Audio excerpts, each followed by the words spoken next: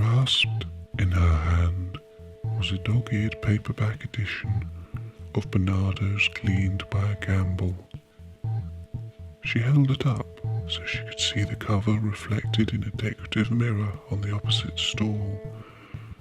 A reproduction of Huck's still life from the stockade, the title and author's name imposed slapdash over the watercolour in a garish font, turgidly coloured. Turning it upside down, she made a swooshing sound with her mouth before buying it. Over the next few days, she carefully read through the book, tearing out each page she finished. Then she flooded her mouth with saliva, sniffed in nasal mucus, scrunched up the sheet, and popped it into her mouth to chew. After some time, she rolled onto her front, dangling her arms over the edge, and spat the snotty pulp onto a metal tray situated on the floor at the bedside, and began mixing it with tufts of sheep wool that her younger brother had collected from the barbed wire fence that ran along the bottom of the garden. Finally, springing up from the bed and using her chair as a step, she reached up to push it into the top left corner of her room, above the south-facing bedroom window, to join all the previous books she had processed that year. She lay back down. The sun warmed her face as she continued reading. A glow pervaded her, infused, then emitted. She dropped the hand she had held up over her brow to shield some of the light's unwanted intensity. Her eyelids half closed to absorb the gentle heat. She turned her head and spat some leftover mulch paper towards the tray. Settling her head back onto the pillow, she noticed a blood-red colour gathering at the outer edge, darkening the previously carmine-washed tarsal plates, which now pulsed a warning in day-glow greens and yellows.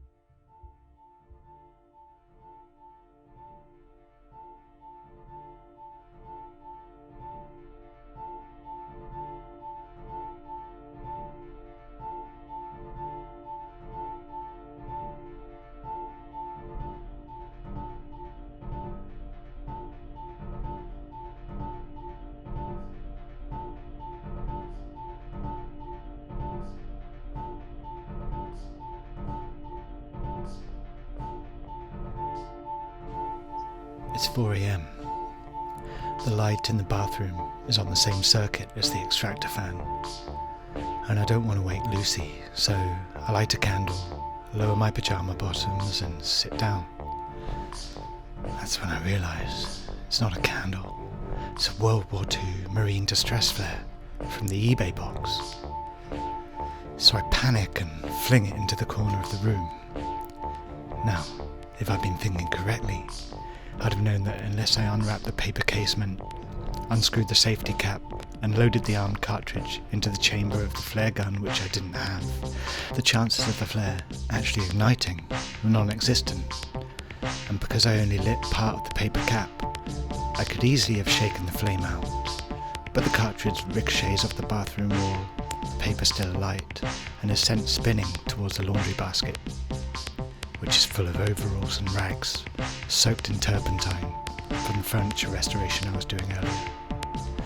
But luckily it just grazes the flammable fabric, bounces off the basket ring, and lands squarely back into the eBay box.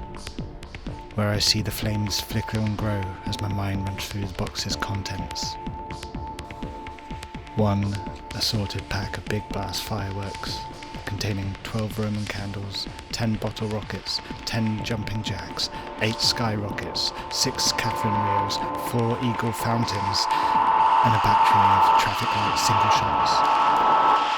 22 vials of an experimental mixture of potassium nitrate, sulfur and charcoal granules, the principal ingredients in an exfoliating facial scrub, a franchise since abandoned in favour of my furniture upcycling initiative, especially since the initial and concluding clinical trials on Lucy revealed the cosmetic to precipitate a localised outbreak of painful blisters and swelling. A 5-litre carton of tetrachloroethylene, the dry cleaning solvent, packaged in recycled cardboard. An attempt to appeal to the eco-conscious consumer of clothing cleaned in chemical solvents. An ill-conceived venture on 2 fundamental levels which I won't go into here. 6 bundles of MX-80 firecrackers for the kids. A 10-pound sack of ammonium nitrate for the farmers. And a miniaturized but fully functional replica of the Trident D2 ballistic missile for the serious endgame cosplay nuts. Snapping back to the present, I notice a glass of water next to the basin and hurl the contents towards the box.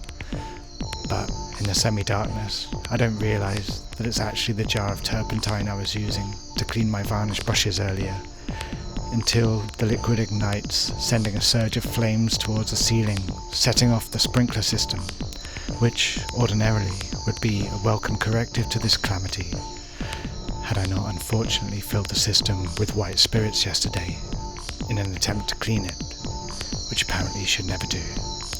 So now the room begins to fill with a flammable, noxious mist. I grab the corner of the shower curtain, pulling it over my head to shield myself, and the force of my tug pulls 3 rings from the rail, one of which connects with the swing-top lid of the eBay box, closing it on the flames, which extinguish immediately, and seconds later the sprinklers turn off. I carefully emerge from the shower curtain and assess the scene. The eBay box is emitting a few dying wisps of grey smoke. Everything's moist with the flammable dew of cleaning solvents that glisten softly in the dancing glimmer of amber light. I begin to relax. All now seems calm and relatively subdued. But then I wonder, where is this dancing flicker of amber light coming from? And it's only then I notice the lighter in my right hand, a bunny Zippo from a consignment of counterfeit Miffy smoking paraphernalia, recalled from sale due to a defect causing excessive leakage of fuel. It's still light, and it's been steadily dripping liquid butane onto my flannel gym jams. It's also at this point that the scalding heat of the lighter's flint wheel, still pressing against my thumb, becomes apparent. And, not wanting to wake Lucy, I wince silently as I drop the lighter into the combustible bunches between my legs.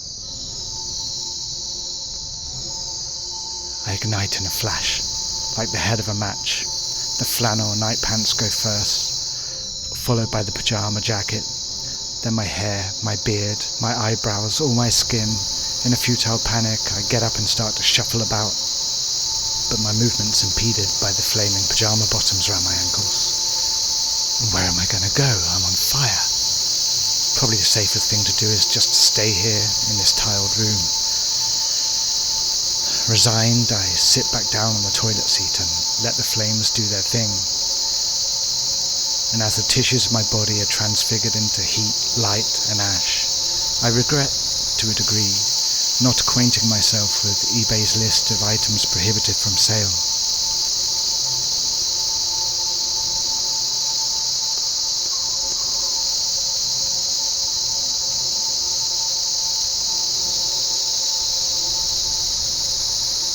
Lucy finds me in the morning, a charred cadaver still seated in the latrine. She sniffs indifferently at my cauterized femurs, and then pads around the flat in search for a squeaky starfish.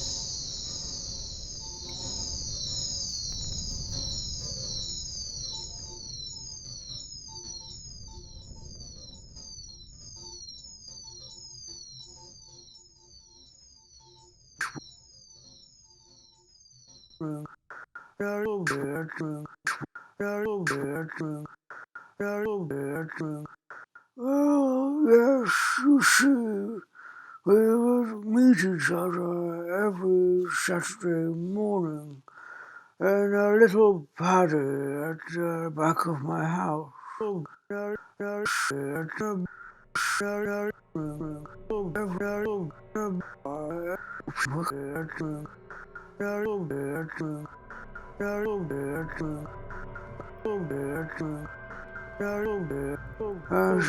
I had a hammer, he had a baseball bat.